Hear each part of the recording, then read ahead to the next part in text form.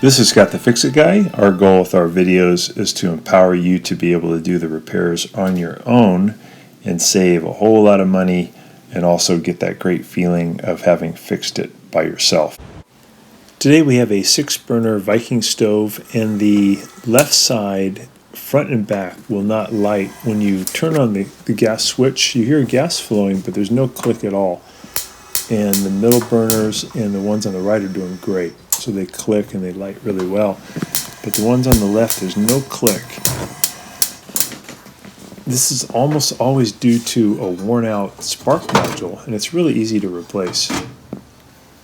We just have it unplugged, and we're taking all of these pieces off the top. So we took off the grates, we took off the spill plates, took off this big spill plate on the left, took out the middle pieces, and they're pretty cool. They only go on one way, so you can't really get it wrong when you're putting them back. So don't be too worried about that. To get off these big plates, you want to lift up towards you first in the front and then pull off the back. And then here we have the left burner spark module box. This is the middle and right spark module box. And we want to mess with the one on the left because that's the one that seems to not be working. But you could use the same procedure for the middle and right by replacing the spark module on this box if those were having trouble. But they're doing great on this one. You do have to address the one on the left though. I'm just going to go ahead and take off these other ones too on the far right side. You really don't have to do this though if you're going to do just the left spark. So now we take a Phillips head screwdriver and remove this one Phillips head screw from the burner assembly. Here's just another angle. I'm using a little angle tool to get to that screw a little bit easier, but you could come in at an oblique angle, would work fine too. I'm removing the right screw from this spark module box. There's just 2 screws holding it on. This is the right one. Pull that out. And I'm going to lift up on this burner assembly to get it out of the way so I can get to the screw on the left side of the sheet of the spark module box. Just 2 screws holding it on. Just showing a different angle how you pull that out, putting it off to the side. And where all those wires are is where that little screw's hiding.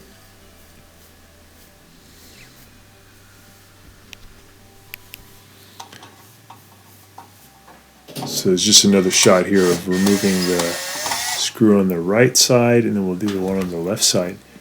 And it's actually the only tool you need to do this whole job is just a Phillips head screwdriver.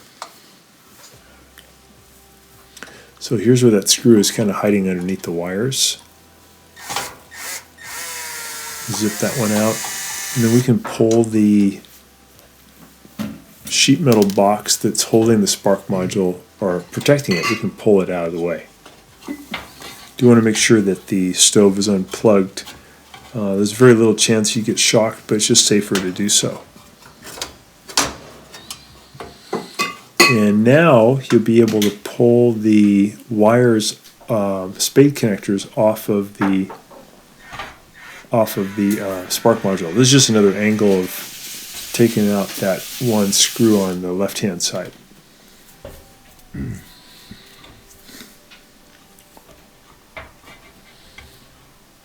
Kind of seeing it more from above. There's the old spark module. You can see those wires a little bit better now.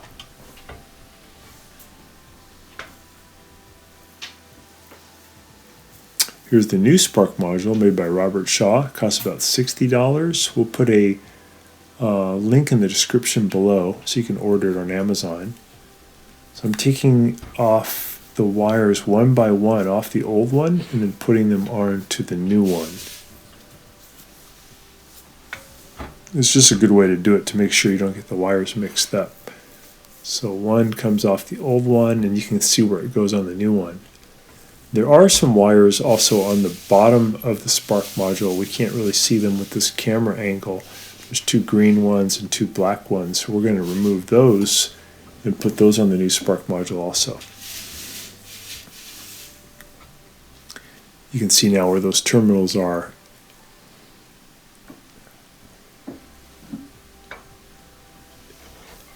These are really easy to take off. You just grab them, wiggle them towards you, and the spade connectors will come off.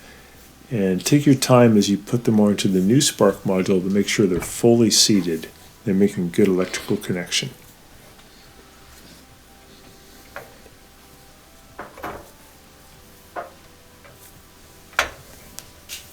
So a lot of times with this model, at about 3 to 4 years of use, the spark module will no longer be able to create that high voltage spark, and the symptom will either be very weak spark being made or no spark. So when you go to turn the burner on, you hear the gas flowing, but you get no click at all, and that's telling you the spark module needs to be replaced. And again, there are two. There's one on the left here, and there's one further to the right. The one on the right controls the burners for the middle and for the right side. The one we're dealing with controls the two burners on the left, both front and back. So I'm putting the little green wire on, which is an earth connection or a ground connection.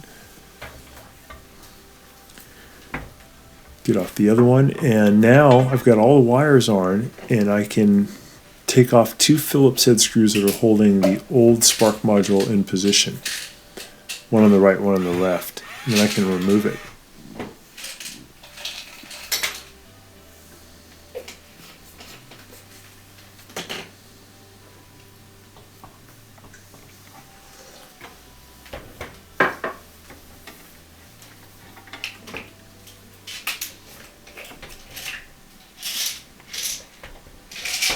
You can get that burner assembly out of the way so I can get the screw on the right holding the spark module.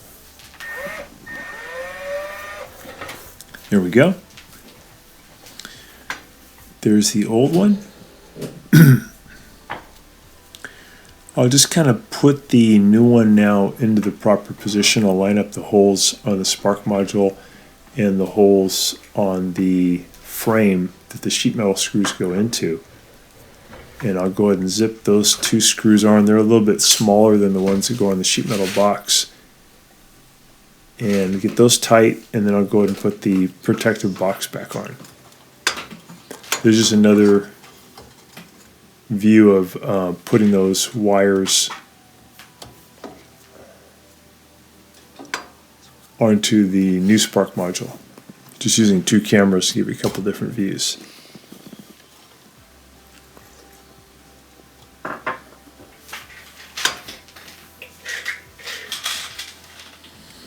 Sometimes when you're working with these stoves, you will get a click, but you won't get an ignition, and that could be due to just the burner head or the igniter being dirty. And if you have a wire brush, kind of a soft wire brush, you can clean the metal parts of the burner head where it connects to the burner, and also you can clean the area around the igniter. These are those two screws coming off of the old spark module on the left and right side. This is putting the new one in position.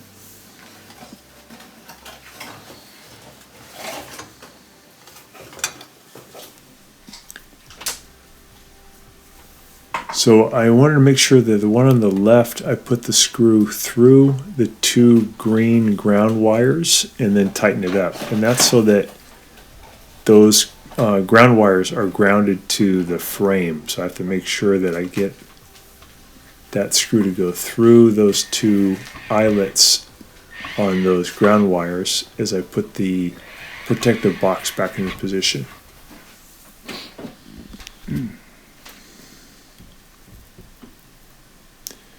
Okay, we got that done. Now we're going to put the burner assembly back where it should be, and this is a little tricky. We have to fit these metal tabs into the slots here on the front of the frame, and those round burner tubes we call venturis, we got to make sure that they go back on right here and right here, right on the right, one on the left, and then we can put in that screw there at the back. That's going to hold it all in position. And we can now test it. We can plug it in and give it a test, make sure the burners are working, and we can put these plates back in. So there's a tab there on the back that goes in first, and then you set it down towards you on the front. It'll kind of click into place, these drip pans. We do the middle one. These stoves are really easy to work on. They are well designed. They're kind of a commercial design. They're tough, and they come apart really easily. Really thick metal. Make sure these burner caps are nice and straight. There's another angle of how those drip pans go on.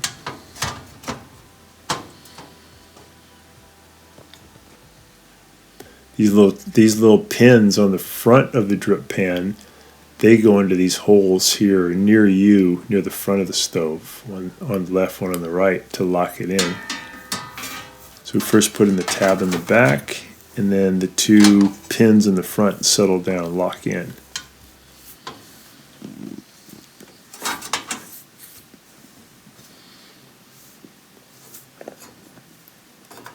The burner head's in position. Sometimes when these won't light, the burner head is just skewed. It's just off to the side a little bit. Just make sure that it sits down nice and firmly right in the middle. So that one's working good now. And the front one, same thing. So really good. That fixed it. Just needed the new spark module. So we're going to put these drip pans back in.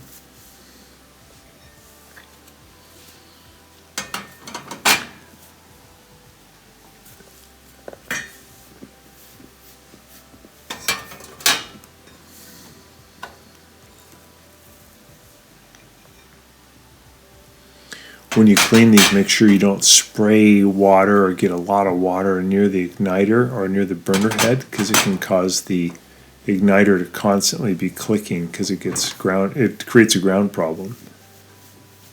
So we put these grates back on. They have little pins on them on the bottom here. You can see that pin goes into that hole on the drip pan. Only goes in one way, so if it doesn't look right, try flipping it around the other way. So to clean these, you can just use a moist towel or a moist cloth and clean away any dirt or grease, but you don't want to get things too wet. There's that pin. It's going to go down into the hole.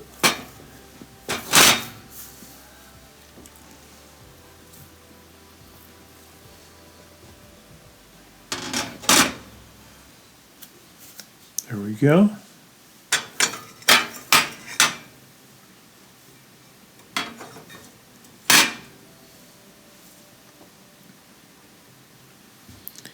You'll line up the pin with the hole.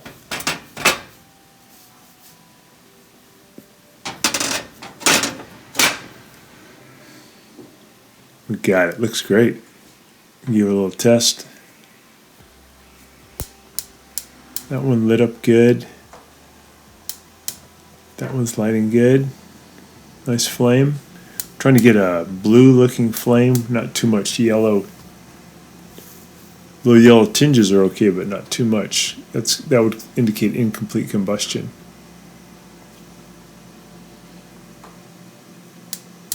Back one lights up, looks good. These are the ones that were messed up before. The front right, front left. Now front left looks good, and back left looks good. Cool. So all working, back to normal. Just needed a new spark module. So thanks so much for watching, and hope this helps you. Thanks so much for watching our video, and please subscribe to our channel when you get a chance and give us a thumbs up. If you can subscribe, we can send you more videos on how to repair your home appliances. Thanks again for watching.